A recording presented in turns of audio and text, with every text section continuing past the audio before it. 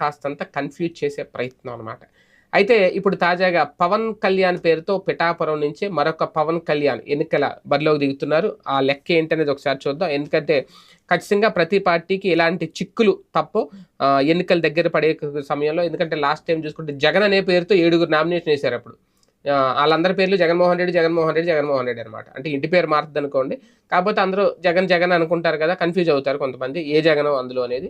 తర్వాత దగ్గరలో కొంతమంది విత్‌డ్రా చేసుకుంటారు. అది కూడా కొంచెం రాజకీయాల కోసం, వాళ్ళ రాజకీయ స్వలాభం కోసం అవన్నీ చేస్తా ఉంటారు. అయితే తాజాగా పిఠాపురంలో ఒక అభ్యర్థి 'పవన్ కళ్యాణ్' అనే అభ్యర్థి నవరంగ్ నేషనల్ కాంగ్రెస్ పార్టీ పేరుతో తెర మీదకొచ్చారు. ఆయన పేరు కూడా కె. పవన్ కళ్యాణ్. వాళ్ళ ఎన్నికల గుర్తు బకెట్టు. దీంతో ఈ విషయం ఇప్పుడు బాగా వైరల్ అవుతుంది. కె. పవన్ కళ్యాణ్ అనే వ్యక్తి గాజు గ్లాసును పోలిన ఒక బకెట్ గుర్తుపై పిఠాపురంలో పోటీ చేయబోతున్నారు అనే వార్త అయితే వైరల్ అవుతుంది. ఒక రకంగా జన సైనికులకి